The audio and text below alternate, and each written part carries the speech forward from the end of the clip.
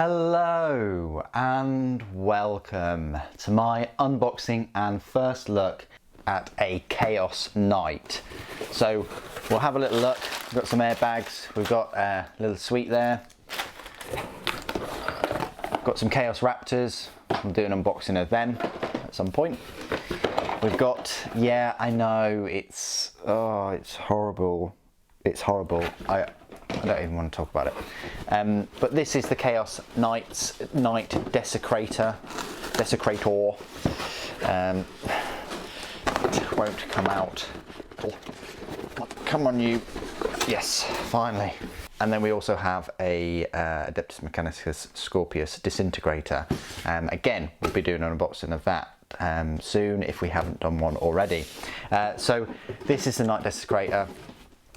Let's knock that out of the park.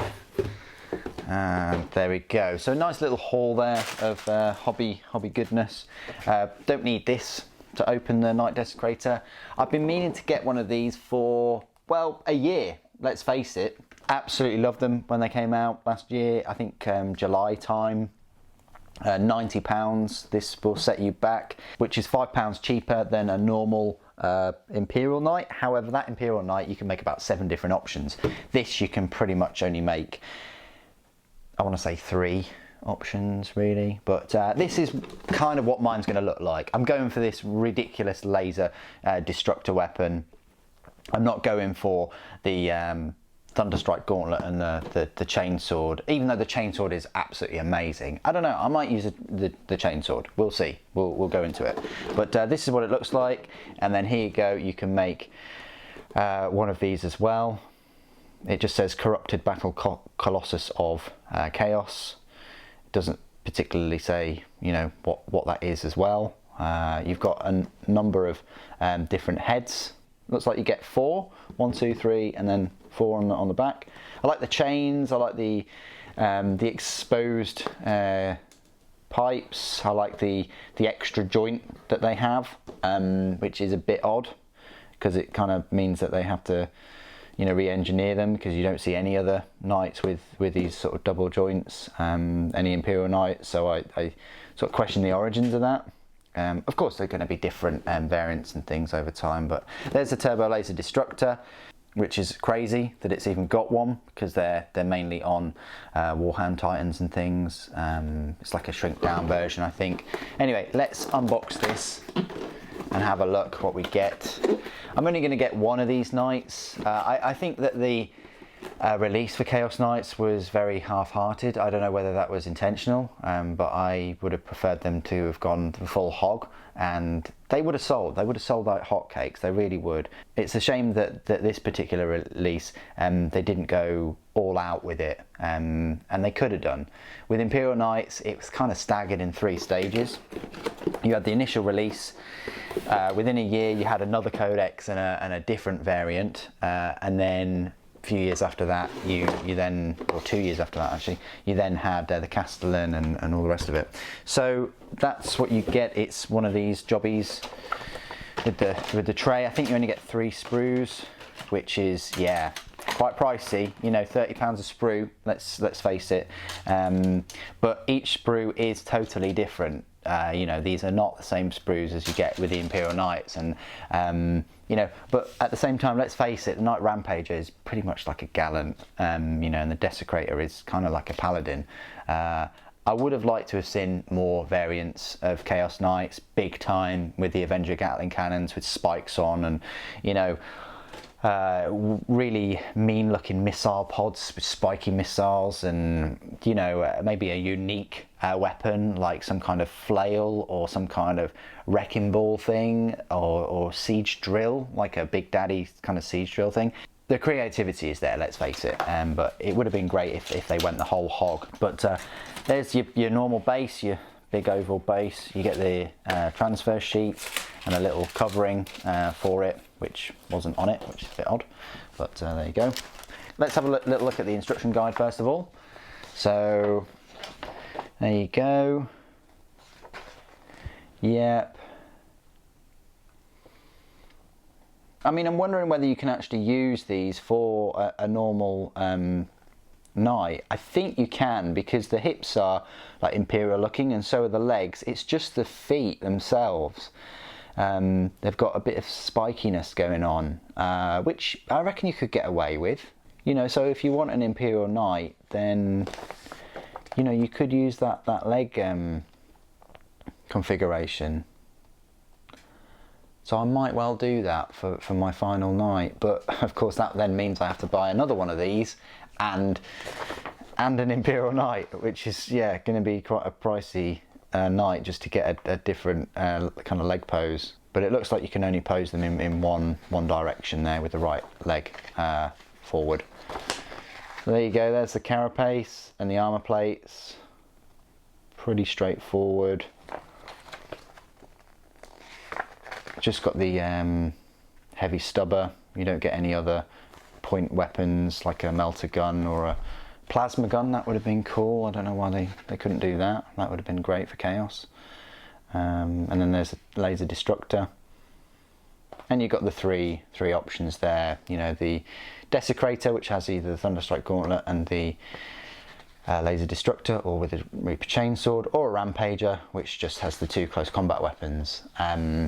You know, as cool as the Rampager looks with the close combat weapons, I'm going to go for the laser destructor. I just think that I need more high strength, long range weaponry for my Chaos army. There you go, there's the gauntlet. I do like the new Reaper Chainsword with this, I want to say bayonet, but this kind of curved blade on the end of it, and I like how some of it is covered, as opposed to like all of it pretty much being covered in the Imperial one. You've got some chains that you can hang off things, and you know, you don't have to put all of the chains and things on the top. I possibly might though. And then you've got all the rules for the Desecrator and the Rampager. Great that you get you know, both the rules in here, so you don't necessarily need to get that codex. You know, the codex got the relics and some artwork and, you know, some backstory and things. I do have the codex coming. I don't know why. Maybe because it's, you know, I wanted to do this kind of release a bit of a justice and show you the first look of the codex and things, but and also the points are included in the codex as well. But hopefully, you know, all the points and things will be in the new Warhammer 40,000 app at some point. But yeah, it's nice that you get the rules in here, so you don't necessarily need to get that codex. And I wonder what Games Workshop have got planned, whether they're going to release newer kits for these Chaos Knights in a couple of years. I mean, it's within the realms of possibility.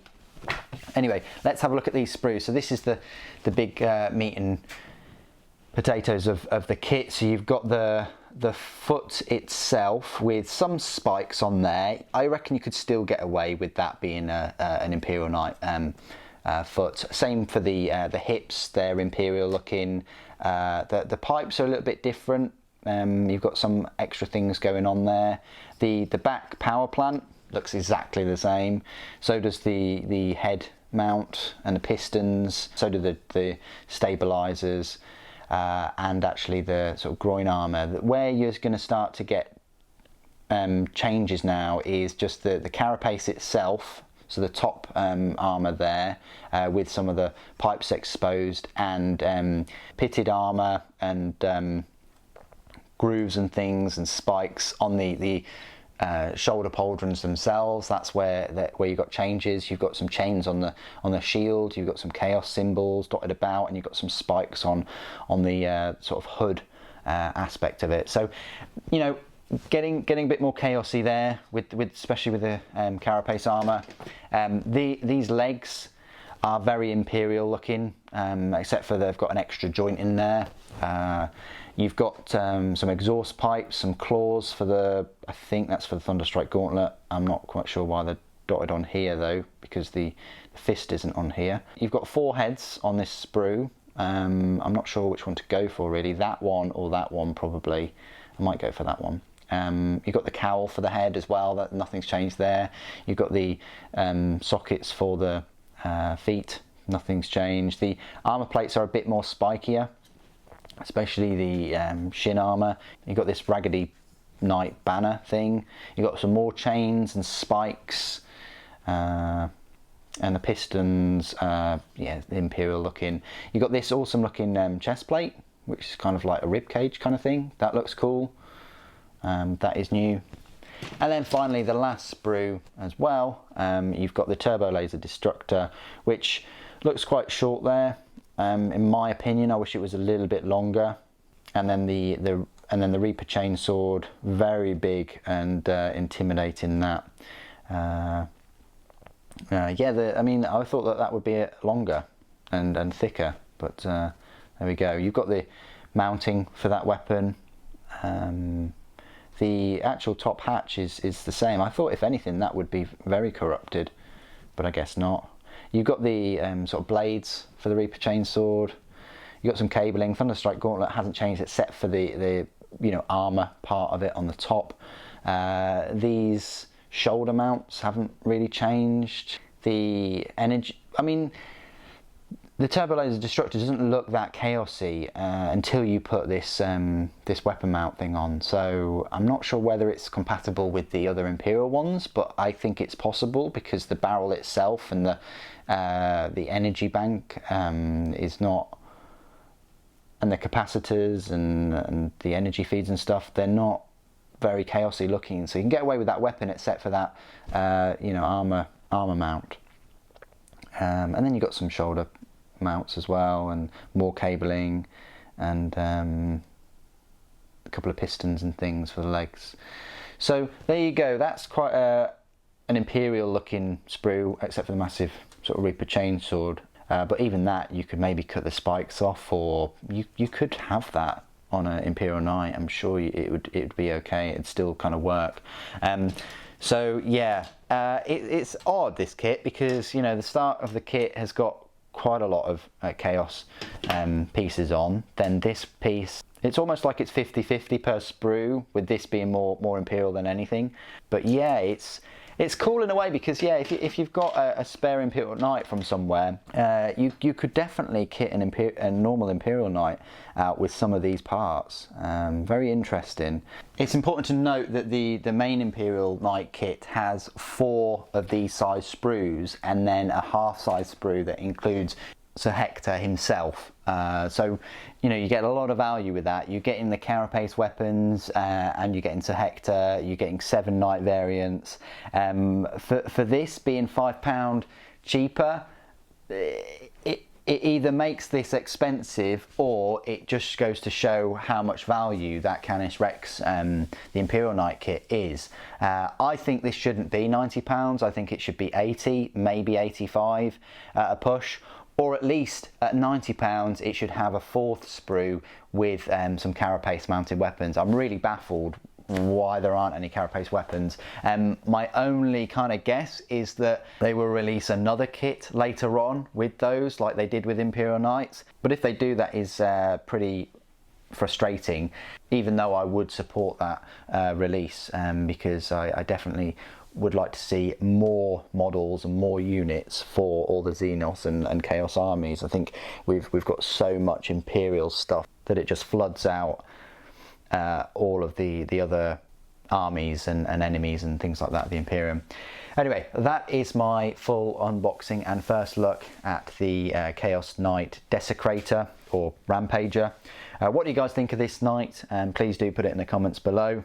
I'm confident that this knight won't take me almost 2 years to build like the previous one. I'll get cracking with this one as soon as possible, so you won't have to wait too long, and I'll compare it to a lot of my other Chaos models, of course, and Mortarion and the rest of them. So I hope you'll enjoy those videos. Thank you ever so much for joining me today. Thank you for watching. Death to the False Emperor.